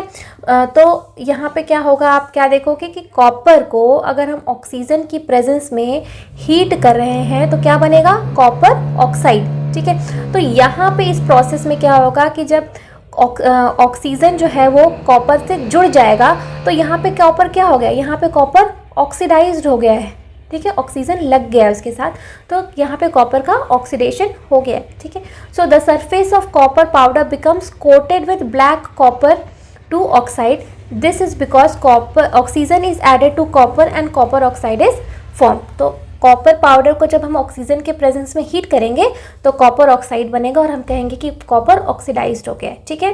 सो अब हमने क्या कंक्लूड किया? हमने कंक्लूड किया कि if a substance gains oxygen during a reaction it is said to be oxidised, fine. And if a substance loses oxygen during a reaction it is said to be reduce. अगर oxygen add कर लिया है तो oxidise हो गया है, ठीक है, और ऑक्सीजन हट गया है तो हम उसको कहेंगे रिड्यूस हो गया। अगर हम ऑक्सीजन के पॉइंट ऑफ व्यू से देखें तो ऑक्सीजन के ऐड करने को ऑक्सीडेशन कहेंगे, ऑक्सीजन के हटाने को रिडक्शन कहेंगे। अगर हम हाइड्रोजन के पॉइंट ऑफ व्यू से देखें तो हाइड्रोजन के ऐड करने को हम रिडक्शन कहेंगे, ठीक है, और हाइड्रोजन के हटने को हम जो है वो कहेंगे ऑक्सीडेशन, ठीक है। हाइड्रोजन के हटने को हम ऑक्सीडेशन कहेंगे, ओके। जैसे कि आप यहाँ पे एक एग्जांपल देख सकते हो, यहाँ पे ऑक्सीडेशन और रिडक्शन रिएक्शन दोनों ही एक साथ हो रहे हैं। जैसे कॉपर ऑक्साइड है, उसको हमने हाइड्रोजन के प्रेजेंस में हीट किया, तो यहाँ पे क्या हुआ, कॉपर जो है यहाँ से कॉपर का ऑक्सीजन निकल गया, तो ऑक्सीजन निकल गया तो कॉपर रिड्यूस हो गया कॉपर में, ठीक है। वहीं हाइड्रोजन है, इसमें ऑक्सीजन ऐड हो गया, जुड़ गया, तो यहाँ पे हाइड्रोजन का जो है वो ऑक्सीडेशन हो गया, ठीक है। वैसे ही कुछ और एग्जाम्पल भी देख सकते हो, जैसे जिंक ऑक्साइड है, ठीक है। जिंक ऑक्साइड से यहाँ पे ऑक्सीजन निकल गया, ठीक है, तो यानी जिंक क्या हो गया, वो रिड्यूस हो गया, ठीक है। और कार्बन यहाँ पे क्या हो गया, ये ऑक्सीडाइज हो गया, ये रिड्यूस हो गया और ये ऑक्सीडाइज हो गया। वहीं MnO और 4HCl में क्या हो गया है कि यहाँ से ऑक्सीजन हट गया है, यानी कि यहाँ पे Mn जो है ये रिड्यूस हो गया है, ठीक है। और यहाँ पे जो हाइड्रोजन है, ठीक है, हाइड्रोजन यहाँ पे आकर के जुड़ गया है, यानी कि ये ऑक्सीडाइज हो गया है। HCl यहाँ पे हाइड्रोजन जो है वो ऑक्सीडाइज्ड हो गया है, ठीक है। So during this reaction the copper oxide is losing oxygen and is being reduce, the hydrogen is gaining oxygen and is being oxidise, ठीक है। In other words, one reactant gets oxidized while the other gets reduced during a reaction. Such reaction are called oxidation reduction reaction और redox reaction. तो इसी तरह के reactions को हम redox reaction कहते हैं, कि जिसमें एक एलिमेंट जो है ऑक्सीडाइज हो रहा हो और दूसरा एलिमेंट जो है वो रिड्यूस हो रहा है साइमल्टेनियसली, ठीक है। इस वजह से इस तरह के रिएक्शंस को हम कहेंगे redox reactions. Fine. So, if a substance gains oxygen or loses hydrogen during a reaction, it is oxidized. If a substance loses oxygen or gains hydrogen during a reaction, it is said to be reduced. ठीक है, तो ये उल्टी चीज़ें होती हैं, ठीक है। ऑक्सीजन के गेन करने को हम हमेशा ही ऑक्सीडाइज कहेंगे, ठीक है, या हाइड्रोजन के हटने को भी हम ऑक्सीडाइज कहेंगे, ठीक है। दूसरी तरफ हाइड्रोजन के आने को हम रिडक्शन कहेंगे, ठीक है, या ऑक्सीजन के हटने को भी हम कहेंगे रिडक्शन, ठीक है। ये दोनों ही उल्टा होगा, ठीक है। तो ऑक्सीडेशन मतलब ऑक्सीजन जुड़ गया या हाइड्रोजन हट गया, और वहीं रिडक्शन मतलब हाइड्रोजन जुड़ गया या ऑक्सीजन हट गया। फाइन। तो अब हम देखेंगे ऑक्सीडेशन का इफ़ेक्ट क्या होता है हमारी एवरीडे लाइफ पे। दो मेजर इफ़ेक्ट्स होते हैं, एक होता है करोजन और दूसरा होता है रेंसिडिटी, ठीक है। वन बाय वन हम दोनों को समझते हैं। करोजन से क्या मतलब होता है, the process of slow conversion, ये वर्ड है स्लो, ठीक है। The process of slow conversion of metals into their undesirable compound, generally हम उसको क्या कहेंगे, मेटल ऑक्साइड्स, ठीक है, मेटल ऑक्साइड, क्योंकि ऑक्सीजन से रिएक्ट करके मेटल ऑक्साइड्स ही बनाता है, ठीक है। तो ये अनडिजायरेबल कंपाउंड जनरली ऑक्साइड्स होते हैं due to their reaction with oxygen, water, acid, gases etcetera present in the atmosphere is called corrosion. तो करोजन जो होता है वो एक ब्रॉड टर्म है और वो किसी भी मेटल के साथ हो सकता है, ठीक है। जनरली जब कोई भी मेटल एनवायरनमेंट में प्रेजेंट होता है तो एनवायरनमेंट में जो भी वाटर वेपर, गैसेस, एसिड्स जो भी रहते हैं एनवायरनमेंट में, उनसे वो कुछ ना कुछ रिएक्शन करता रहता है, ठीक है। और कुछ इस तरह की अनडिजायरेबल सब्सटेंसेस और कंपाउंड्स का फॉर्मेशन करता है जो कि जो मेटल है उसको कंज्यूम करते हैं, उसको यूज़ करते हैं और मेटल का जो एक परत है वो खा जाते हैं, ठीक है, कंज्यूम कर जाते हैं। तो इस प्रोसेस को हम कहते हैं करोजन और ये बहुत ही स्लो प्रोसेस है। इसमें एग्जाम्पल देख सकते हैं आप, जैसे कि रस्टिंग ऑफ आयरन, ठीक है। अब आयरन एक ऐसा एलिमेंट है जो कि बहुत जल्दी करोजन करता है, बहुत ज़्यादा अमाउंट में करोजन करता है। बहुत सारे एलिमेंट एग्जिस्ट करते हैं जिसमें कि आयरन में सबसे ज़्यादा करोजन की फिनोमिना देखी जाती है। तो इसी वजह से आयरन के लिए एक अलग से वर्ड यूज़ कर दिया है करोजन के अलावा भी, उसको हम कहते हैं रस्टिंग ऑफ आयरन, ठीक है। Rusting is also a type of corrosion and but rusting word is specific for iron, ठीक है। तो the black coating on silver and green coating on copper are other examples of corrosion. जैसे silver के कोई भी ornaments, कोई भी सामान काला पड़ जाता है समय के साथ, ठीक है। जो कॉपर के बर्तन होते हैं वो भी, उनके ऊपर भी ग्रीनिश कोटिंग आ जाती है, जैसे आप पूजा के सामान वगैरह पे देखते हो। तो ये भी एग्जाम्पल है करोजन का, ठीक है।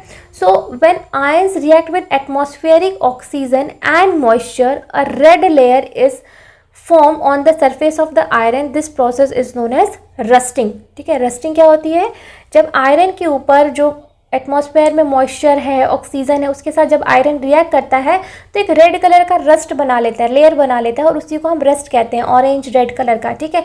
और रस्टिंग का जो इक्वेशन है वो ये है कि 4Fe, ये जो Fe है वो आयरन है, ठीक है। ये iron react with atmospheric oxygen and moisture from the air to give us ferric oxide, ठीक है। ये आयरन का रस्ट है, ये रस्ट का फॉर्मूला है Fe2O3, this is known as rust. Rust of iron, ठीक है। सो अब ये हो गई रस्टिंग। तो जब भी आपसे पूछे रस्टिंग क्या है तो ये आपको डेफिनेशन लिखनी है और साथ ही साथ आपको ये इक्वेशन भी लिखनी है कि रस्ट इस तरीके से बनता है। और दूसरा हम देखते हैं करोजन ऑफ कॉपर कैसे होता है। जैसे कॉपर है, एटमॉस्फेयर से उसने वाटर जो मॉइस्चर लिया, प्लस एटमॉस्फेयर में कार्बन डाइऑक्साइड भी रहती है, उस गैस से वो रिएक्ट करता है to give us copper carbonate and copper hydroxide. ये कॉपर कार्बोनेट और कॉपर हाइड्रोक्साइड की ग्रीनिश सी परत जम जाती है, तो उससे उसकी जो शाइनिंग होती है वो कम हो जाती है, साथ साथ वो मेटल भी उसमें कंज्यूम होता है। तो जब हम इसको किसी नींबू से या पीताम्बरी से वॉश करते हैं तो फिर से उसकी जो ये लेयर होती है वो हट जाती है और जो इनर शाइनिंग लेयर होती है कॉपर की वो आ जाती है। लेकिन धीरे धीरे फिर से वो एनवायरनमेंट के मॉइस्चर और कार्बन डाइऑक्साइड रिएक्ट करके फिर से ये लेयर बना देता है, इस वजह से वो हमें गंदा दिखता है ना।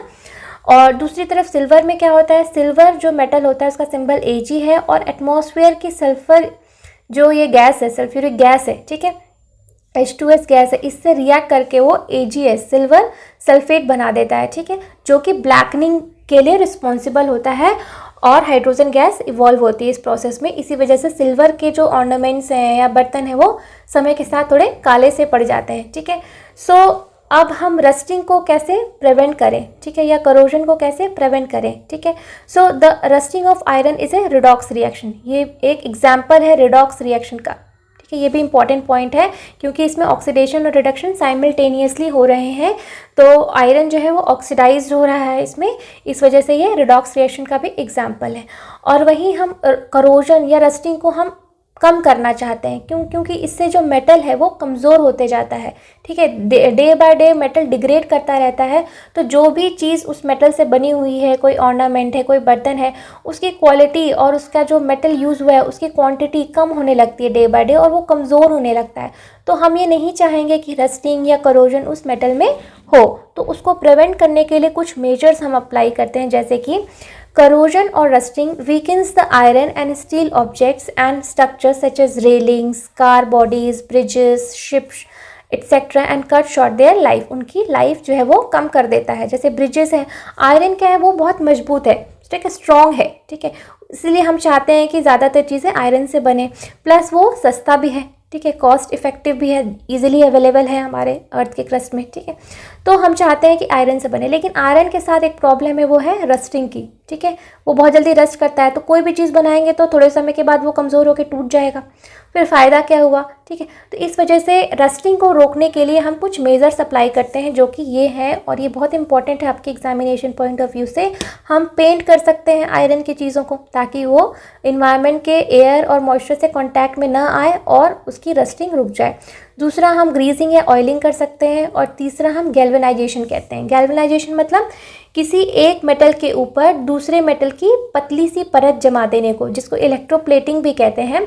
तो हम गैल्वेनाइजेशन की मदद से एक दूसरे मेटल की, जो कि नॉन रिएक्टिव है एनवायरमेंटल की गैसेस और मॉइस्चर से, उसकी परत चढ़ा देने से आयरन जो है हमारा प्रोटेक्ट हो जाता है, और साथ ही साथ जो उसकी मजबूती होती है वो भी हमारे स्ट्रक्चर में आ जाती है। जैसे कि हम ब्रिजेस के ऊपर जो आयरन की बनी रहती है उसके ऊपर जिंक की कोटिंग करते हैं, जिंक से गैल्वेनाइज कर देते हैं, शिप्स को करते हैं, कार की बॉडीज़ को करते हैं क्रोमियम से, ठीक है, ताकि वो सुंदर भी लगे और साथ ही साथ वो मजबूत भी रहे, ठीक है। जो एक लास्ट पॉइंट है इस चैप्टर में वो है रेंसिडिटी। रेंसिडिटी क्या होता है, ठीक है। तो जब आप कभी आपने घी खाया होगा, ठीक है, घी जब बहुत दिनों तक खुला पैकेट पड़ा रहता है तो थोड़े दिनों के बाद घी में से एक अजीब सी स्मेल आने लगती है, वो खाने में उतना टेस्टी नहीं लगता। इवन अगर आप उसको खाने में डाल दोगे तो आपके खाने का स्वाद खराब हो जाता है। तो इसी प्रोसेस को हम कहते हैं रेंसिडिटी। और ये रेंसिडिटी क्यों होती है, वो घी क्या करता है कि इन्वायरमेंट में मौजूद जो भी ऑक्सीजन है और जो भी मॉइस्चर है उससे वो रिएक्ट करके ऑक्सीडाइज होता रहता है, और अपना जो फ्लेवर है और जो उसका टेक्सचर है वो उसका बदल जाता है इस ऑक्सीडेशन की प्रोसेस से। तो इसी प्रोसेस को हम कहते हैं रेंसिडिटी, ठीक है। So it refers to the oxidation of fats and oils in food that is kept for a long time. किसी भी फूड में जो भी ऑयल है या फैट है उससे ऑक्सीजन रिएक्ट कर लेता है और उसको ऑक्सीडाइज कर लेता है, तो इसी वजह से इस प्रोसेस को हम कहते हैं रेंसिडिटी। सो इससे होता क्या है, इट गिव्स फाउल स्मेल, बहुत बदबूदार वो खाना हो जाता है, एंड बैड टेस्ट, उसका स्मेल बदल जाता है, उसका टेस्ट बदल जाता है, ठीक है। So rancid food causes stomach infection on consumption, इससे स्टमक इन्फेक्शन भी होता है, ठीक है। तो रेंसिडिटी को प्रिवेंट करने के लिए हम क्या कर सकते हैं, ये भी बहुत इंपॉर्टेंट है, ठीक है। This is also important from your examination point of view से। क्या किया जा सकता है, use of air tight containers, air tight container में अपने सामान को रखिए, जैसे चिप्स है, बिस्किट है, नमकीन है, इन ये सारे में फ़ैट यूज़ होता है ना बनाने में, ठीक है। तो अगर आप इसको ठीक से कंटेनर में नहीं रखोगे तो ऑक्सीजन से ये रिएक्ट कर जाएगा और ये ख़राब हो जाएगा, ऑक्सीडाइज हो जाएगा, इसीलिए हम एयर टाइट कंटेनर्स का यूज़ करते हैं। पैकेजिंग विद नाइट्रोजन, जो आपने चिप्स का पैकेट कभी ख़रीदा होगा उसके अंदर खूब हवा भरी रहती है, तो वो जो हवा भरी रहती है वो क्या होती है, नाइट्रोजन गैस रहती है, N2 गैस रहती है, ठीक है। N2 गैस इसलिए यूज़ करते हैं क्योंकि N2 गैस क्या है, इनर्ट गैस है, यानी नॉन रिएक्टिव गैस है, ठीक है। नॉन रिएक्टिव गैस है और ये ऑक्सीजन को प्रिवेंट करती है उससे, जो भी चिप्स है उससे रिएक्ट करने में, तो उसका शेल्फ लाइफ जो है चिप्स के पैकेट्स का वो काफ़ी बढ़ जाता है, तो काफ़ी दिनों तक आप जब बाद में भी यूज़ करते हो उसको तो वो फ्रेश रहता है, उसका फ्लेवर बना रहता है, ठीक है। इस वजह से जो है नाइट्रोजन की पैकेजिंग, जो नाइट्रोजन गैस है वो पैकेजिंग में यूज़ किया जाता है, ठीक है।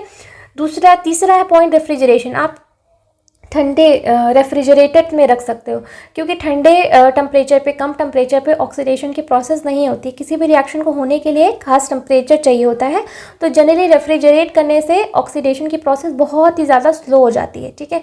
चौथा पॉइंट है addition of antioxidant and preservative, कुछ एंटीऑक्सीडेंट्स हम खाने में मिलाते हैं जिससे कि ऑक्सीडेशन की रेट जो है वो काफ़ी स्लो हो जाती है और हम खाने को बहुत लंबे समय तक जो है पैक्ड मटेरियल को रख सकते हैं, उनकी शेल्फ लाइफ बढ़ जाती है और उनका फ्लेवर नहीं बदलता है, ठीक है। सो आई होप कि आपको ये चैप्टर अच्छे से समझ में आया होगा, and still if you have any doubts then you can write in the comment section, I will surely reply. Thank you.